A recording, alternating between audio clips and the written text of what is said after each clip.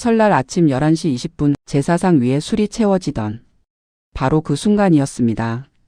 검은 세단 4대가 대문 앞에 일렬로 멈춰 섰습니다. 번호판이 없는 차였어요.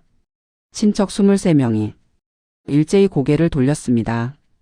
양복 입은 경호원 6명이 차례로 내렸죠. 그리고 마지막 차에서 은빛 머리의 남자가 내렸습니다. 국내 재계 서열 12번째 자산 규모 4조 7천억 원.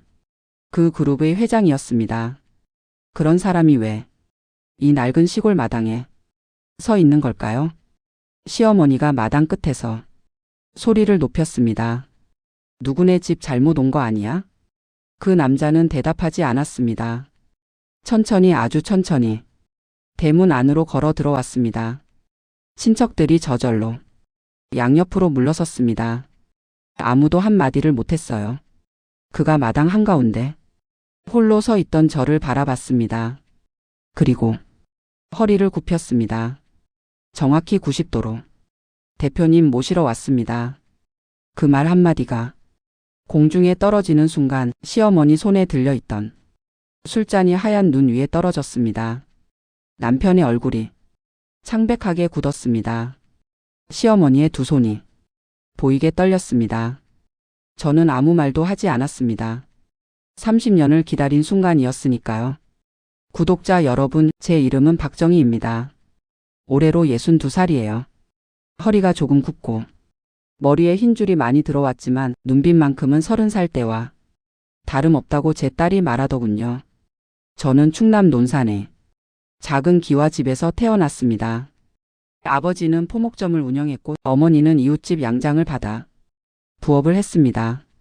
넉넉하지는 않았지만 부끄럽지 않은 집이었어요. 19에 서울로 올라와 야간 학교를 다니면서 낮에는 봉제 공장에서 일했습니다. 손가락 마디마디가 터지도록 실밥을 뜯어냈고 퇴근 후에는 형광등 하나에 의지해 교과서를 펼쳤죠. 25세 격리 자격증을 땄습니다. 27에 회계사무소에 취직했어요. 그리고 29에 남편을 만났습니다. 남편 이름은 최원준. 저보다 4살 위였습니다. 그는 충북 청주의 중견건설회사를 이끄는 최씨 가문의 차남이었어요. 최씨 가문은 청주 일대에서 30년 넘게 이름을 날린 집안이었습니다. 당시 시세로 자산이 200억 원이 넘는다고 사람들이 수군거렸죠. 그 집안 사람들을 소개해 드리겠습니다. 시어머니 함순례 여사는 당시 62살이었습니다. 청주 여고를 나와 20살에 시집 온 뒤 40해를 오로지 집안만 지킨 분이었어요. 그분의 입에서는 언제나 판결이 나왔습니다. 옳고 그름이 기준이 아니었습니다. 당신 마음에 드느냐 아니냐 그것이 전부였죠. 시아버지 최병철 씨는 66이었습니다.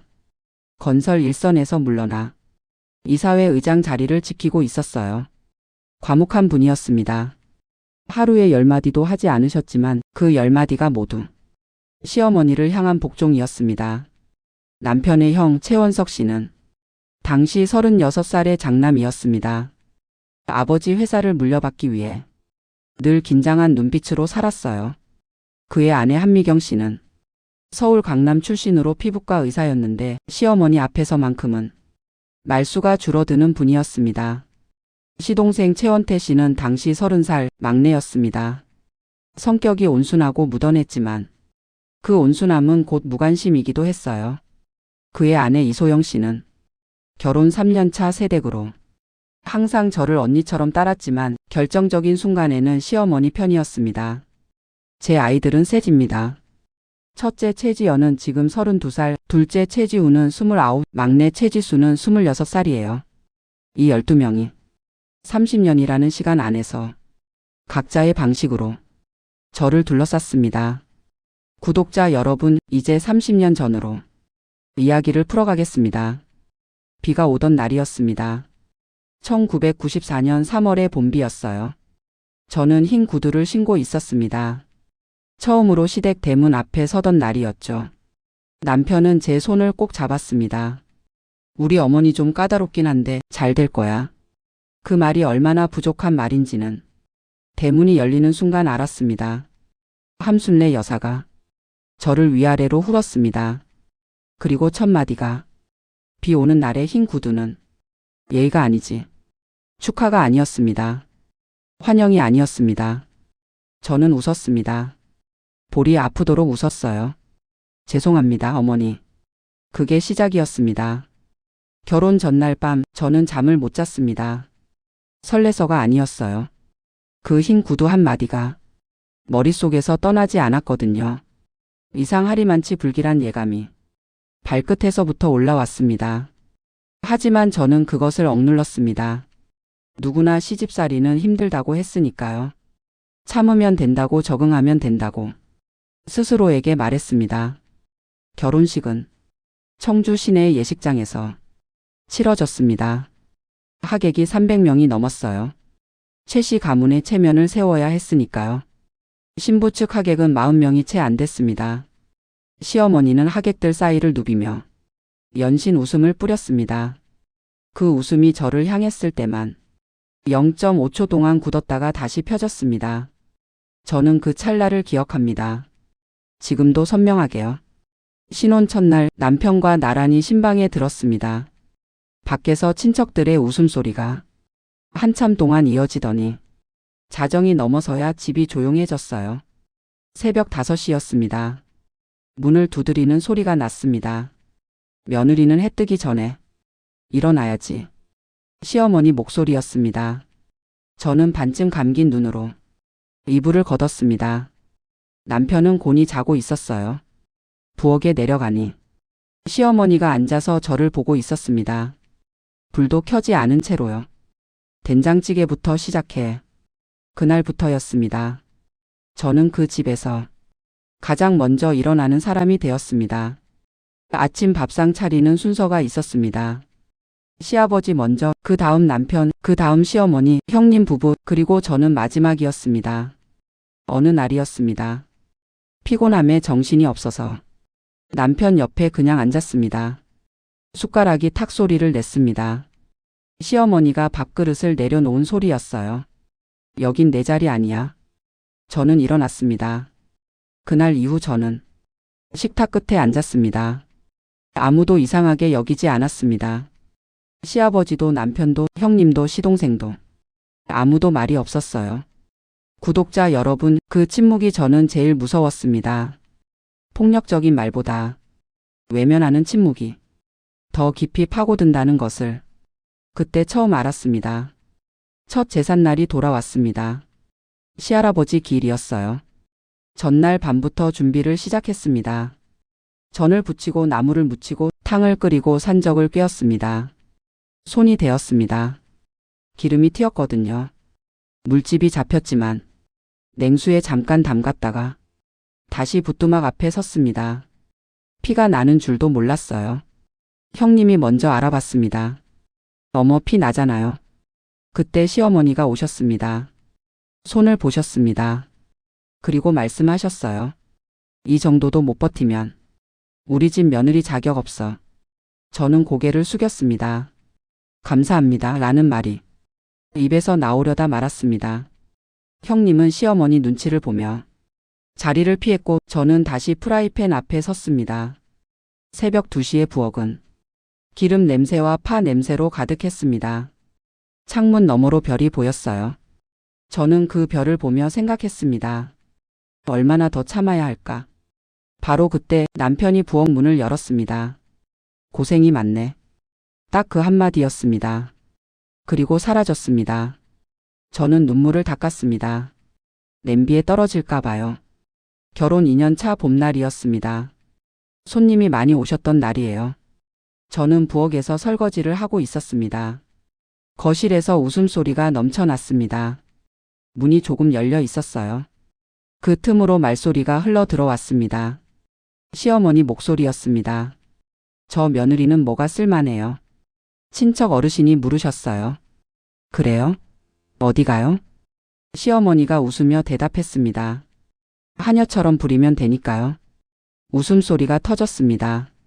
저는 손을 멈췄습니다. 거품이 흐르는 접시를 그대로 붙들고 서 있었습니다. 창밖으로 봄비가 내리고 있었어요. 빗소리만 들렸습니다. 그날 저는 처음으로 알았습니다. 저는 이 집의 며느리가 아니라는 것을. 하녀였습니다. 처음부터 그렇게 들인 것이었어요. 그 깨달음이 슬프지 않았습니다. 이상하게도 오히려 차갑게 가라앉는 느낌이었습니다.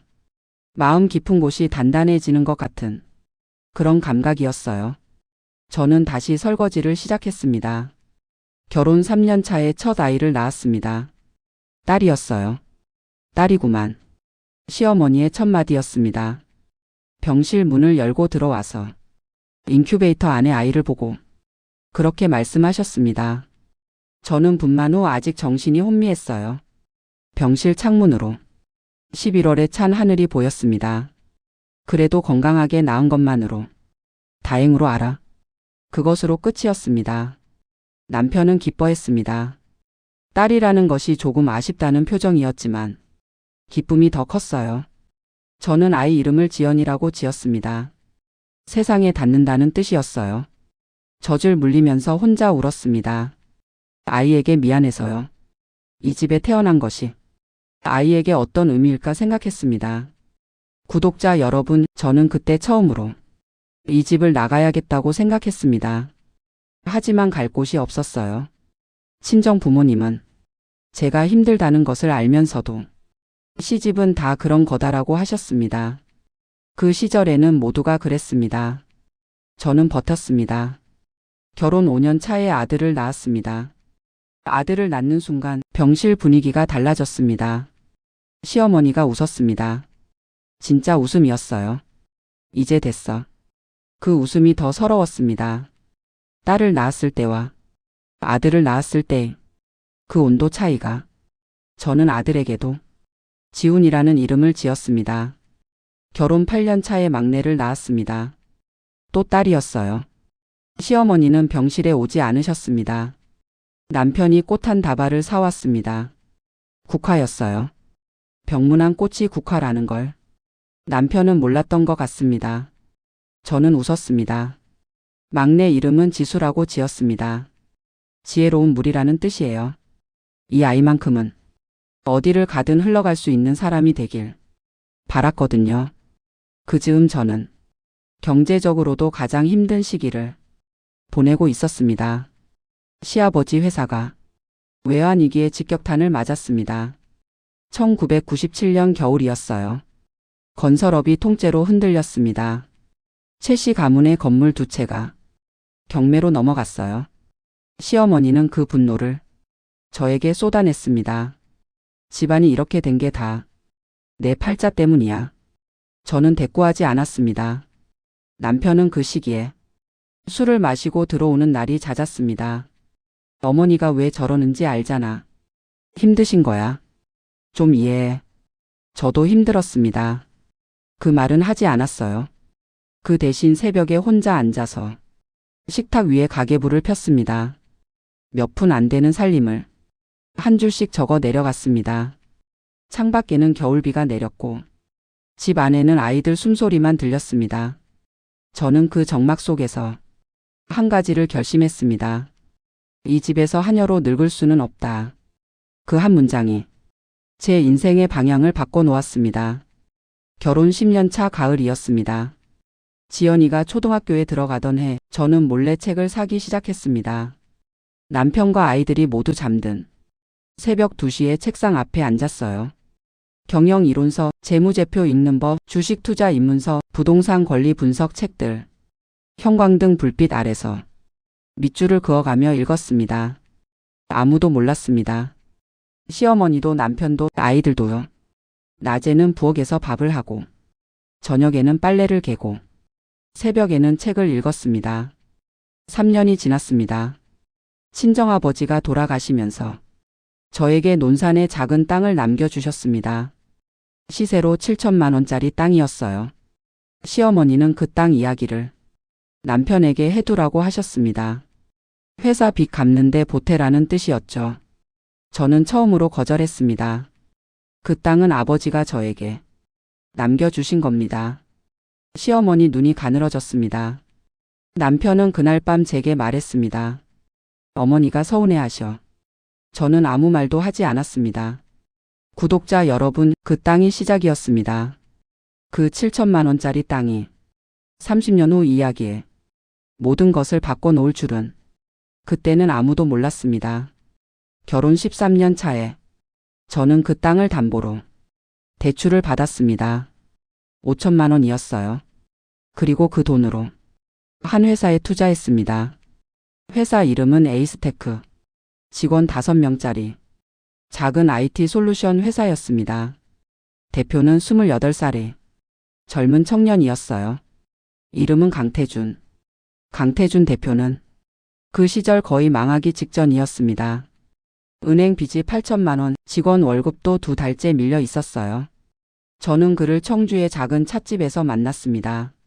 11월에 찬 바람이 유리창을 흔들던 날이었어요. 그가 물었습니다. 왜 저를 믿으십니까? 저는 찻잔을 내려놓고 말했습니다. 저는 잃을 게 없습니다. 그 말은 반은 거짓이었고 반은 진심이었습니다. 잃을 것이 없는 사람이 가장 대담하게 베팅할 수 있으니까요. 강 대표는 저를 한참 바라봤습니다.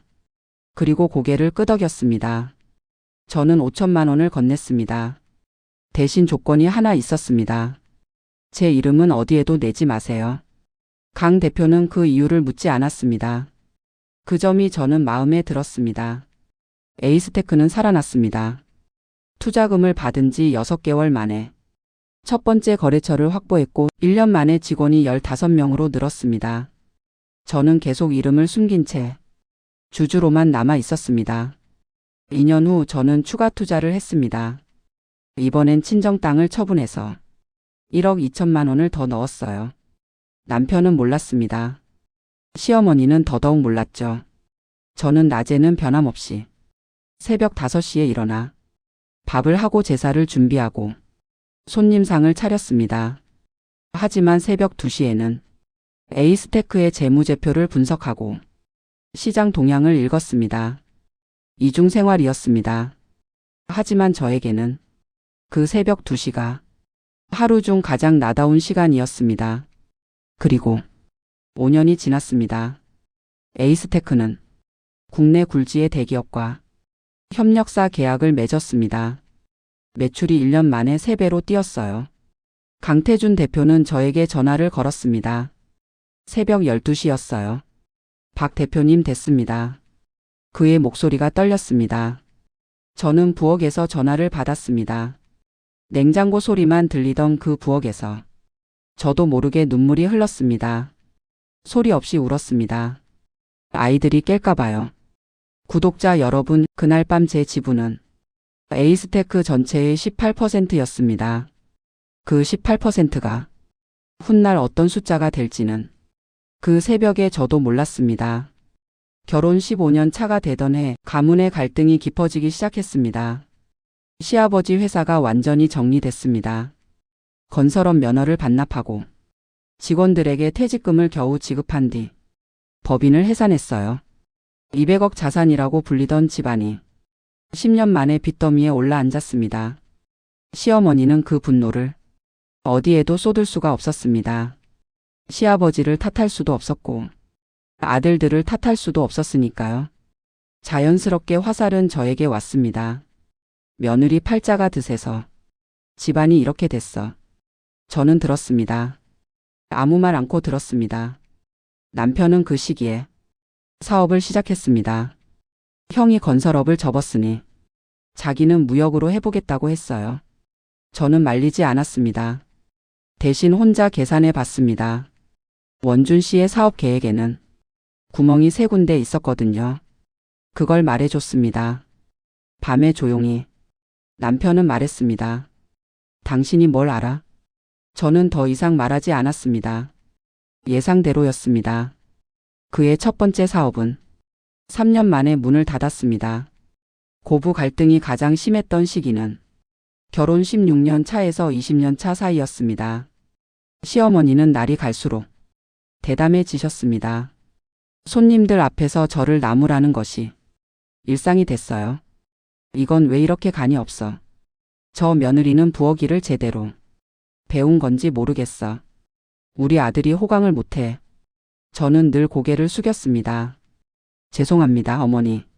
그 말을 몇 번이나 했을까요? 세어보지 않았습니다. 세는 것이 더 서럽기 때문이었어요. 남편은 그때마다 같은 말을 했습니다. 어머니 성격 알잖아. 좀 참아. 제가 울면.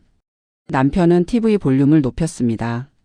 저는 그 집에서 혼자였습니다. 구독자 여러분, 저는 그 시절을 버텼다고 생각하지 않습니다. 준비했다고 생각합니다. 새벽 2시에 책상이 저의 진짜 공간이었으니까요. 형님 한미경 씨는 그 무렵부터 저와 미묘한 긴장감이 생겼습니다. 형님은 시어머니 앞에서는 순했지만 뒤에서는 달랐어요. 정희 씨, 당신은 참 묘한 사람이야. 화가 안 나? 어느 날 부엌에서 둘이 있을 때 형님이 낮은 목소리로 물었습니다. 저는 웃었습니다. 화는 나죠. 그런데 왜 아무 말도 안 해? 저는 대답하지 않았습니다. 형님은 제가 무기력하다고 봤을 겁니다. 아니면 바보라고요. 하지만 저는 알고 있었습니다. 때를 기다리는 것과 포기한 것은 다르다는 것을. 아이들 교육 문제가 수면 위로 올라온 것도 그 즈음이었습니다. 지연이가 중학교에 올라가면서 시어머니가 개입하기 시작했습니다. 지연이는 우리가 데리고 살 거야. 청주 명문 학교 보내야지. 저는 그날 처음으로 시어머니에게 목소리를 높였습니다. 아이들은 제가 키웁니다. 집 안이 조용해졌습니다. 시어머니 눈이 커졌어요. 남편이 저를 부엌으로 데려갔습니다. 당신 미쳤어? 어머니한테 왜 그래? 저는 말했습니다. 아이들은 내 아이예요. 남편은 벽을 쳤습니다. 그 소리가 집 안에 울렸습니다. 저는 흔들리지 않았습니다. 이상하게도 그 순간 조금도 흔들리지 않았어요. 아이들은 제 곁에 남았습니다. 그리고 저는 그날 밤 새벽 2시에 책상 앞에 앉아서 에이스테크 분기보고서를 펼쳤습니다. 숫자들이 반짝였습니다. 저는 생각했습니다. 조금만 더. 조금만 더. 결혼 25년 차가 되던 해 남편의 사업이 두 번째로 무너졌습니다. 이번에는 더 컸어요. 첫 번째 무역 사업이 3년 만에 접었다면 두 번째 건자재 유통 사업은 7년을 끌다가 결국 부도 처리됐습니다. 부채만 3억 2천만 원. 그날 새벽 남편이 부엌 식탁에 앉아 담배를 피우고 있었습니다. 저는 그의 옆에 앉았습니다. 담배 연기가 형광등을 가렸어요. 오래된 식탁 표면에 커피 얼룩이 번져 있었습니다. 남편이 말했습니다. 어떻게 하지? 저는 말했습니다. 제가 알아볼게요. 남편은 고개를 들었습니다. 당신이 뭘? 그 말버릇은 20년이 지나도 변하지 않았습니다. 저는 대답하지 않았습니다. 그날 밤 저는 에이스테크의 재무 현황을 확인했습니다.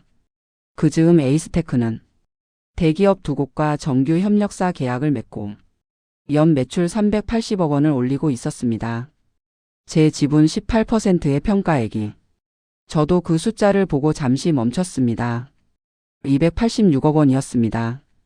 저는 조용히 노트북을 닫았습니다. 아무에게도 말하지 않았습니다. 그날도 그 다음 날도 시어머니의 치매가 시작된 것은 결혼 27년 차였습니다. 처음에는 작은 것들이었어요. 냉장고를 열고 닫기를 반복하거나 밥을 먹었는지 기억하지 못하거나 손주들 이름을 가끔 혼동하는 정도였습니다. 가족들은 대수롭지 않게 넘겼습니다. 나이 드시면 다 그런 거지. 하지만 6개월이 지나자 증상이 뚜렷해졌습니다. 어느 날 밤 11시 시어머니가 잠옷 바람으로 대문 밖에 서 계셨습니다. 저 혼자 발견했어요. 부엌에서 불을 끌어 나갔다가요. 겨울이었습니다. 기온이 영하 8도였어요. 어머니 어디 가세요? 시어머니는 저를 보며 말씀하셨습니다. 나 친정 가야지. 엄마가 기다려.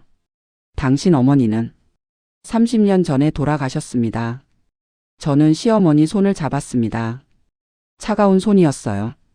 뼈가 만져질 만큼 야윈 손이었습니다. 들어가요, 어머니. 추워요. 시어머니는 저를 따라 들어오셨습니다. 현관에 들어서면서 저를 보며 말씀하셨어요. 넌 누구야? 저는 웃었습니다. 며느리예요, 어머니. 시어머니는 고개를 끄덕이시며 방으로 들어가셨습니다. 저는 그 자리에 서서 한참을 그렇게 있었습니다. 구독자 여러분, 그 순간 저는 이상하게도 미움이 사라지는 것을 느꼈습니다. 이분을 미워했는지도 모르겠다는 생각이 들었습니다. 밉다기보다 안쓰러운 것이었습니다. 하지만 저는 알고 있었습니다. 감정과 현실은 다르다는 것을, 이 집에서 내가 무엇이었는지 그것은 바뀌지 않는다는 것을. 손주들이 하나 둘 생겨났습니다. 지연이가 30에 결혼해서 이듬해 손자를 낳았습니다. 지훈이도 32에 결혼했어요. 집안이 갑자기 북적해졌습니다. 그런데 손주들 문제로 또 다른 갈등이 생겼습니다. 지연이의 남편 가족이 아이를 데려가 키우겠다고 했고 시어머니는 정신이 오락가락하면서도 손주는 우리가 봐야지를 반복했습니다. 형님 한미경 씨는 그 즈음부터 노골적으로 변했습니다. 어느 날 거실에서 형님이 저를 불렀습니다. 정희 씨, 우리 한번 솔직하게 얘기해요. 저는 앉았습니다. 형님이 말했습니다. 어머니 재산 원준 씨 몫이 얼마나 될 것 같아요? 장남도 아니고 사업도 2번이나 망했잖아요. 저는 형님을 바라봤습니다. 그건 저보다 원준 씨한테 물어보셔야죠. 형님의 눈이 가늘어졌습니다. 당신은 참 이상한 사람이야. 이런 상황에서도 꿋꿋하고. 저는 웃으며 일어섰습니다. 그 꿋꿋함의 이유를 형님은 몰랐습니다. 재산 상속 문제가 본격화된 것은 시아버지가 쓰러지면서였습니다. 결혼 28년 차 봄 시아버지가 뇌경색으로 쓰러지셨습니다. 병원에서 3주를 보내신 뒤 겨우 퇴원하셨지만 왼쪽 팔다리에 마비가 왔습니다. 장남 원석 씨와 형님이 빠르게 움직였습니다. 변호사를 불렀습니다. 공증을 준비했어요. 저는 그 움직임을 지켜봤습니다. 남편은 형 부부가 하는 대로 따라갔습니다. 형이 알아서 하겠지가 입버릇이었어요. 저는 혼자 생각했습니다. 이 집에 남겨진 기억은 내 것이 아무것도 없구나. 집안 안에서 편 가르기가 시작됐습니다. 원석 씨와 한미경 씨 편, 그리고 아무 편도 없는 저. 시동생 원태 씨와 이소영 씨는 자기들 몸만 챙기면 된다는 태도였어요. 명절마다 모이면 웃음 뒤에 날이 서 있었습니다. 밥상 위에서 나누는 말들이 전부 계산이었어요. 저는 그 식탁에서 여전히 가장 마지막 자리에 앉았습니다. 하지만 이제는 그게 전혀 불편하지 않았습니다. 식탁 끝이 가장 조용하고 가장 잘 보이는 자리라는 것을 알게 됐거든요. 결혼 29년 차 여름 시어머니의 상태가 급격히 나빠졌습니다. 이제는 하루에도 몇 번씩 시간과 장소를 혼동하셨습니다. 밥을 드신 지 10분 만에 밥 안 줬냐고 하시거나 한겨울에 여름 옷을 꺼내 입으시거나 돌아가신 시아버지를 찾으셨습니다. 저는 그 수발을 도맡았습니다. 장남 부부는 서울에 있었고 시동생 부부도 따로 살았으니까요.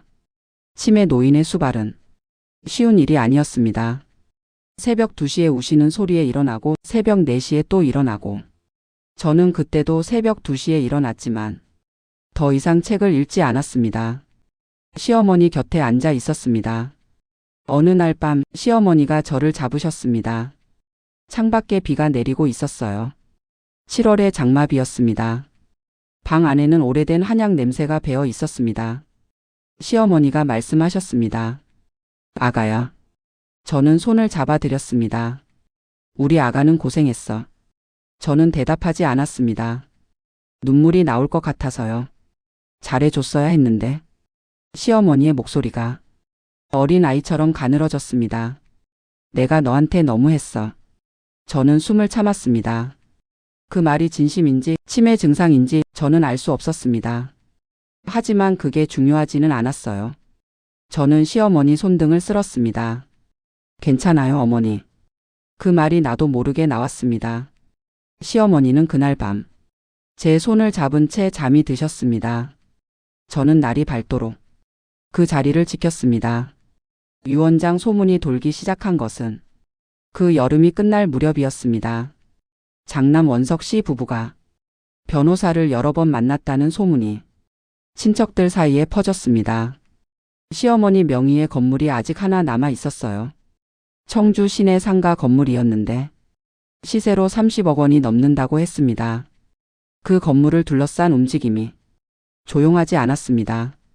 형님 한미경 씨는 시어머니 약을 직접 챙기기 시작했습니다.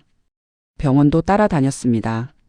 시어머니의 도장이 어느 날부터 보이지 않았습니다. 저는 그 사실을 발견했지만 아무 말도 하지 않았습니다. 남편은 여전히 형이 알아서 할 거라고 했어요. 저는 조용히 서랍 안을 확인했습니다. 시어머니의 오래된 반지들, 금 목걸이, 그리고 접혀 있는 편지 한 장. 누렇게 바랜 종이였습니다. 잉크가 번진 필체였어요. 저는 그 편지를 꺼내 들었습니다. 그리고 첫 줄을 읽는 순간 등골이 오싹했습니다. 편지 발신자는 최병철 씨 시아버지였습니다. 수신자는 함순례 여사 시어머니가 아니었습니다. 낯선 이름이었어요. 박혜선. 날짜는 1969년 11월이었습니다. 시아버지가 24시던 해. 그 시절이라면 시아버지와 시어머니의 결혼보다 2년 전입니다. 저는 편지를 펼쳤습니다. 손이 조금 떨렸습니다. 구독자 여러분, 그 편지 안에는 이 집안의 50년 된 비밀이 담겨 있었습니다. 저는 그것을 읽으면서 여러 번 멈춰야 했습니다. 심장이 쿵 내려앉는 것 같았습니다. 편지의 내용은 차마 한 번에 말씀드리기가 어렵습니다. 잠시 숨을 가다듬겠습니다. 편지에는 이렇게 쓰여 있었습니다. 혜선에게. 내가 낳은 아이는 내 아들이 맞다. 하지만 나는 너와 함께 할 수 없다. 집안의 뜻에 따라 순례와 결혼하게 됐다. 아이를 내 호적에 올릴 수는 없지만 반드시 내가 책임을 질 것이다. 아이 이름은 원준이라 지어라. 나의 아이니. 최병철. 저는 편지를 내려놨습니다. 원준. 제 남편의 이름입니다. 온몸이 얼어붙었습니다. 이 말이 사실이라면 남편 최원준 씨는 시어머니 함순례 여사의 친아들이 아니었습니다. 시아버지 최병철 씨가 결혼 전 다른 여인과 낳은 아들이었습니다. 그렇다면 시어머니는 30년 동안 저에게 하녀처럼 굴었던 그분은 사실 남편을 친아들로 여기지 않고 있었던 건 아닐까요? 구독자 여러분, 그 질문이 저를 한참 붙들었습니다. 저는 편지를 다시 접었습니다. 원래 자리에 돌려놨습니다. 그리고 나왔습니다. 부엌에 서서 찬물 한 컵을 마셨습니다. 손이 여전히 떨렸어요. 저는 그날부터 움직이기 시작했습니다. 조용하고 천천히. 먼저 군청 기록원에 갔습니다. 시아버지의 재적 등본을 열람했습니다. 그리고 거기서 두 번째 사실을 발견했습니다. 최원준. 1966년 4월생. 생모 박혜선. 재적 등본에 명확하게 적혀 있었습니다. 남편은 시어머니 함순례 여사가 낳은 아들이 아니었습니다. 그것은 공문서로 확인된 사실이었어요. 하지만 이 집안에서 그 사실을 아는 사람은 저 혼자였습니다. 다음으로 저는 등기소에 갔습니다. 청주 시내 상가 건물에 등기부를 떼봤습니다. 소유자는 함순례. 예상대로였습니다. 하지만 특이한 점이 있었어요. 근저 당권자 항목에 낯선 이름이 있었습니다. 최원석. 장남의 이름이었습니다. 날짜는 6개월 전이었어요. 저는 그 날짜를 다시 봤습니다. 시어머니가 처음 치매 증상을 보인 직후였습니다. 근저 당권 설정 금액은 25억 원이었습니다. 구독자 여러분, 여러분이라면 어떻게 하셨을까요? 저는 잠시 등기소 앞 벤치에 앉았습니다. 12월에 찬 바람이 불었어요. 손에 든 서류가 바람에 흔들렸습니다. 저는 두 개의 사실을 쥐고 있었습니다. 하나는 남편의 출생 비밀. 하나는 장남 부부가 시어머니 명의 건물에 몰래 근저당을 설정했다는 것. 이 두 가지가 어떻게 연결되는지 그것을 알아야 했습니다. 저는 한 사람을 찾아갔습니다. 시아버지의 옛 친구, 청주에서 오래된 법무사 사무소를 운영하는 박재규 선생이었습니다. 여든이 다 된 분이었지만 정신이 또렷하셨어요. 저는 선생의 사무소에서 뜨거운 보리차 한 잔을 받아들고 그 앞에 앉았습니다. 선생님, 최병철 씨 알고 계시죠? 박 선생의 눈빛이 달라졌습니다. 알지. 오랜 친구야. 그분 아들 최원준 제 남편인데요. 박 선생이 잠시 침묵했습니다. 할 말이 있어서 오셨군요. 저는 고개를 끄덕였습니다. 그리고 편지 이야기를 꺼냈습니다. 박 선생은 제 말을 끝까지 들으셨습니다. 그리고 긴 한숨을 내쉬셨어요. 병철이가 그 편지를 남겼군. 저는 기다렸습니다. 박혜선 씨는 원준이를 낳고 3년 뒤에 교통사고로 돌아가셨어. 병철이가 많이 힘들어했지. 저는 물었습니다. 그 사실을 시어머니 함 여사는 알고 계셨나요? 박 선생이 저를 바라봤습니다. 처음부터 알고 있었지. 결혼 조건이었으니까. 결혼 조건이요? 박 선생이 말했습니다. 병철이가 혜선 씨 아이를 호적에 올리는 조건으로 순례 씨 집안에서 결혼을 허락한 거야. 대신 순례 씨가 원준이를 자기 아들처럼 키운다는 조건이었지. 저는 찻잔을 내려놨습니다. 시어머니는 처음부터 알고 있었습니다. 남편이 자기 친아들이 아니라는 것을.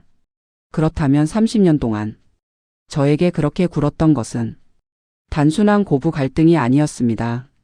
자기 아들도 아닌 아들에게 시집온 며느리, 그 며느리를 통해 무언가를 얻으려 했던 것은 아닐까요?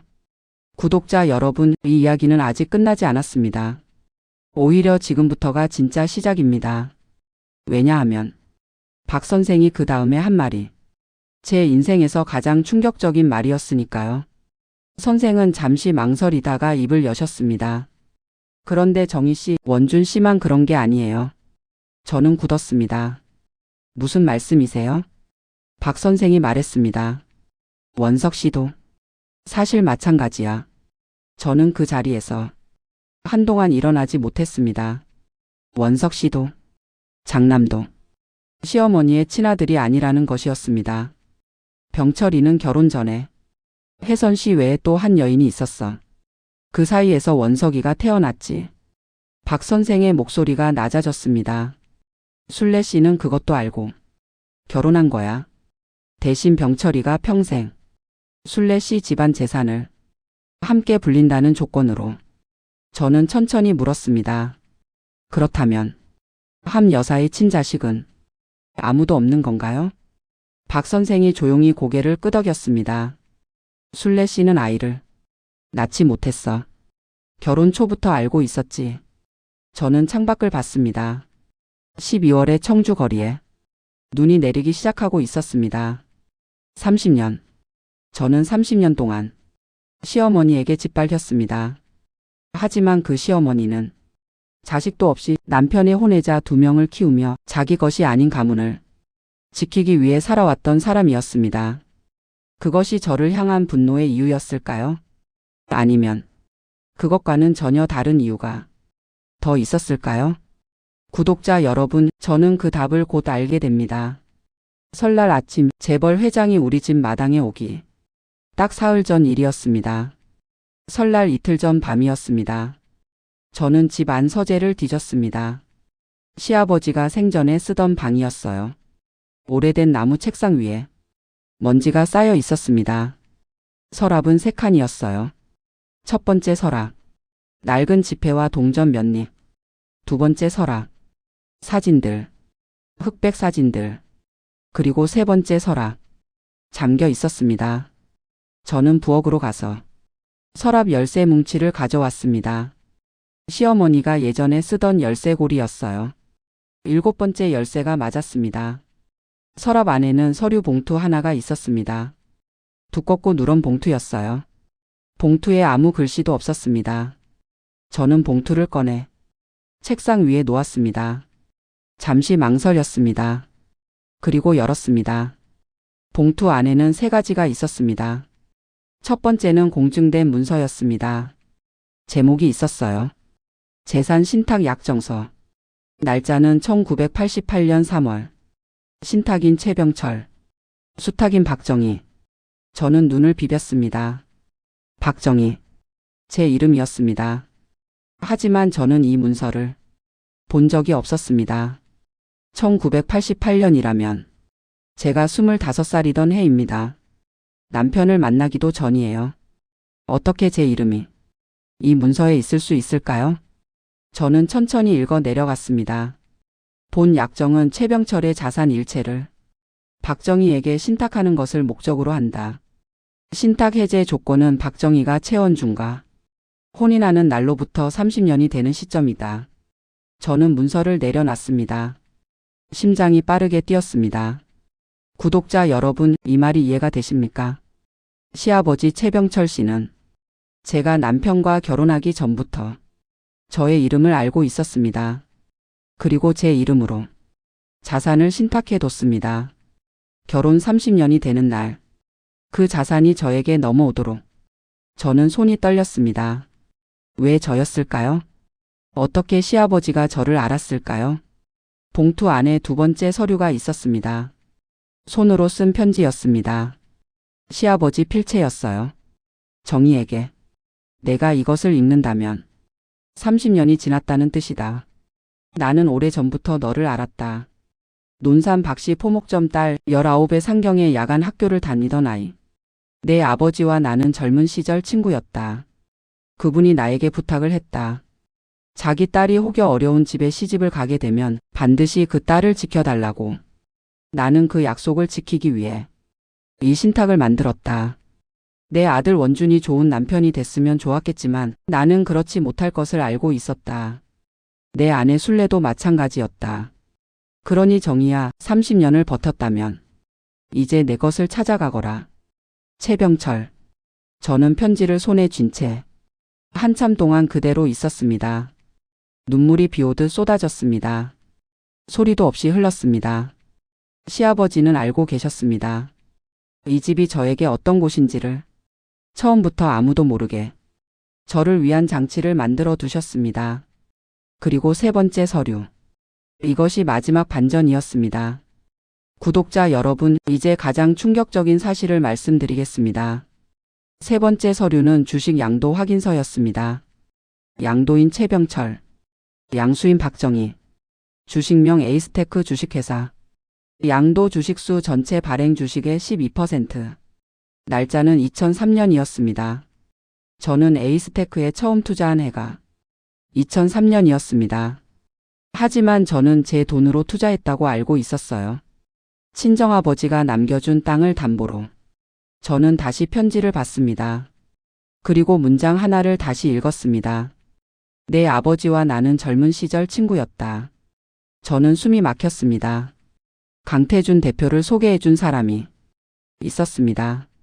당시 저는 그분을 청주의 한 모임에서 자연스럽게 만났다고 기억했어요. 하지만 시아버지였습니다. 시아버지가 강태준 대표에게 먼저 연락을 해두셨습니다. 내 며느리가 투자를 하러 갈 것이다. 그 사람 이름 뒤에 12%를 올려놓아라. 저는 에이스테크 지분 18%라고 알고 있었지만 실제로는 12%가 먼저였고 제가 투자한 6%가 더해진 것이었습니다. 시아버지의 돈이 제 이름 아래 들어가 있었던 겁니다. 아무도 모르게 그 봉투 안에 서류들을 들고 저는 한 곳에 전화를 걸었습니다. 강태준 대표였습니다. 대표님, 저 알고 계셨죠? 수학이 넘어 잠시 침묵이 흘렀습니다. 박 대표님, 말씀해 주세요. 강 대표의 목소리가 낮아졌습니다. 최병철 회장님이 저에게 오셨습니다. 정희 씨가 연락하기 한 달 전에요. 이 회사를 반드시 살려야 하는데 내 며느리가 투자를 결심하면 기꺼이 받아달라고 하셨습니다. 그리고 이미 12%를 박정희 명의로 등록해 두셨어요. 저는 처음부터 알고 있었습니다. 하지만 말씀드리지 말라고 하셔서 저는 전화를 끊었습니다. 창밖에 눈이 내리고 있었습니다. 시아버지. 말 한마디 없이 30년을 기다렸다 열리는 자물쇠를 만들어 놓고 조용히 세상을 떠나신 분. 저는 그분 생각에 또 울었습니다. 이번엔 소리를 내서 울었습니다. 아이들은 이미 독립했고 남편은 형 집에 가 있어서 집 안에 혼자였으니까요. 밤새 눈이 내렸습니다. 설날 아침이 밝았습니다. 저는 새벽 5시에 일어났습니다. 30년 전 그날처럼. 하지만 이번에는 부엌으로 가지 않았습니다. 세면대 앞에 섰습니다. 거울 속에 제 얼굴을 봤습니다. 62살. 허리는 굽었지만 눈빛은 그대로였습니다. 저는 전화를 한 통 했습니다. 강태준 대표에게요. 오늘 오시겠어요, 대표님? 강 대표가 말했습니다. 이미 오는 중입니다, 박 대표님. 친척들이 하나둘 모이기 시작했습니다. 설날이면 이 집에 의뢰 20명이 넘게 모였습니다. 시어머니는 거실 상석에 앉아 계셨어요. 치매가 오락가락했지만 그날은 비교적 정신이 맑으신 날이었습니다. 장남 원석 씨와 한미경 씨가 나란히 앉아 있었습니다. 시동생 부부도 왔습니다. 남편 원준 씨는 저에게 말을 걸지 않았습니다. 몇 달째 어색한 사이였어요. 제사 준비를 위해 저는 부엌에 있었습니다. 여전히 부엌이었습니다. 시어머니가 친척들에게 말했습니다. 우리 집 며느리는 부엌이 제일 잘 어울려. 웃음이 터졌습니다. 바로 그때 초인종이 울렸습니다. 대문이 열렸습니다. 검은 세단 4대가 눈 위에 멈춰 섰습니다. 경호원들이 먼저 내렸습니다. 그리고 강태준 대표가 내렸습니다. 지금은 46살의 그룹 회장이었습니다. 은빛으로 물들기 시작한 머리, 맞춤 코트, 20년을 함께 회사를 키운 그 눈빛. 누구네 집 잘못 온 거 아니야? 시어머니가 소리쳤습니다. 강 대표는 대답하지 않았습니다. 천천히 걸어 들어왔습니다. 친척들이 길을 비켰습니다. 그가 마당 한가운데 서 있던 저를 바라봤습니다. 그리고 허리를 굽혔습니다. 정확히 90도로. 대표님 모시러 왔습니다. 술잔이 바닥에 떨어졌습니다. 남편의 얼굴이 하얗게 질렸습니다. 시어머니의 손이 떨렸습니다. 정적. 강 대표가 일어서며 말했습니다. 이분이 저희 그룹 최대 개인 주주이십니다. 남편이 웃었습니다. 억지 웃음이었어요. 장난치지 마세요, 강 회장. 강 대표는 수행원에게 눈짓했습니다. 서류 봉투가 전달됐습니다. 강 대표가 테이블 위에 서류를 펼쳤습니다. 이름 박정희. 보유 주식 에이스테크 주식회사 발행 주식 총 18%. 현재 평가액 1247억 원. 그리고 신탁 해제 확인서. 최병철의 자산 일체가 2024년 1월 1일부로 박정희에게 이전된다는 내용의 공증 문서.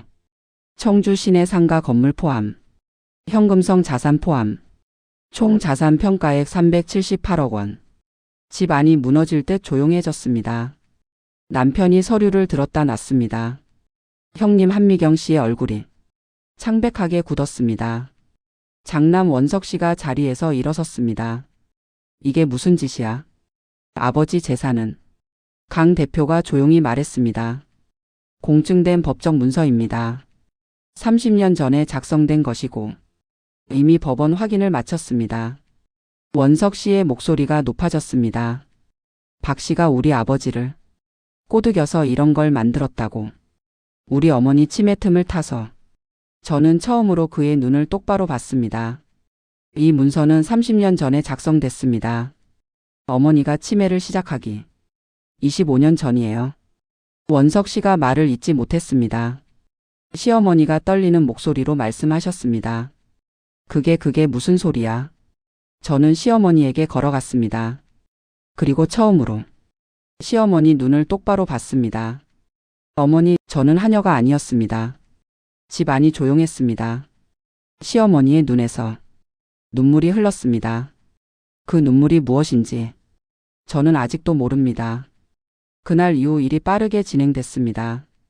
장남 원석 씨와 한미경 씨는 변호사를 선임했습니다. 신탁 문서의 효력을 다투겠다고 했어요. 하지만 2달 만에 소를 취하했습니다. 공증 문서는 완벽했습니다. 시아버지가 30년 전에 얼마나 꼼꼼히 준비하셨는지가 그 완벽함에 담겨 있었습니다. 장남 부부가 시어머니 명의로 설정한 25억 원 근저당도 문제가 됐습니다. 시어머니의 판단 능력이 떨어진 시기에 이루어진 근저당 설정이었기 때문에 무효 처리가 됐습니다. 원석 씨는 그 처리 비용까지 물어야 했습니다. 남편 원준 씨는 저에게 전화를 걸었습니다. 당신이 이럴 줄은 몰랐어. 저는 말했습니다. 저는 30년 동안 이 집을 위해 살았습니다. 이제 저를 위해 살 차례예요. 남편이 오래 침묵했습니다. 이혼 원하는 거야? 저는 말했습니다. 그건 당신이 결정하세요. 저는 이미 제 결정을 했습니다. 시어머니는 그해 봄에 요양원에 들어가셨습니다. 저는 매달 그곳에 갑니다. 시어머니는 저를 알아보실 때도 있고 모르실 때도 있어요.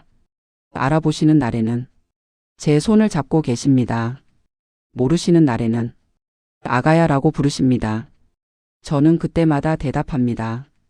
네 어머니. 그것으로 충분합니다. 구독자 여러분, 한 달 후 저는 에이스테크 이사회에 정식으로 이름을 올렸습니다. 대표이사는 강태준 회장이 그대로 맡았습니다. 저는 이사회 의장으로 참여했어요.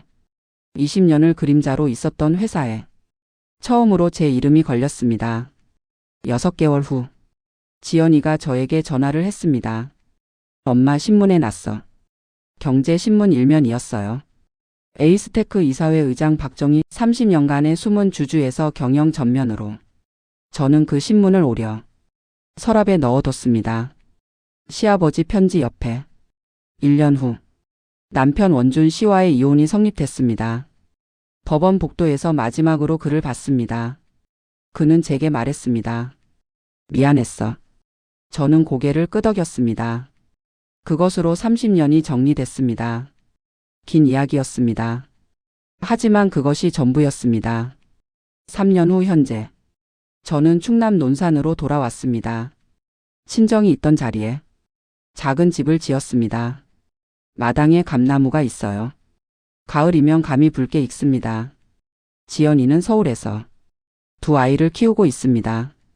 지훈이는 지방에서 직장을 다니고 막내 지수는 요즘 저와 종종 통화를 합니다.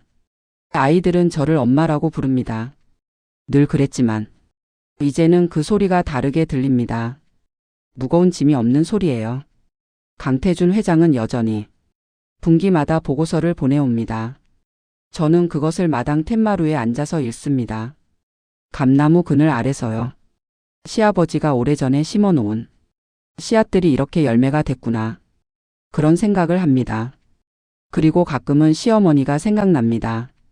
30년을 저를 짓밟은 분. 하지만 그분도 자기 인생을 자기 것으로 살지 못한 사람이었습니다.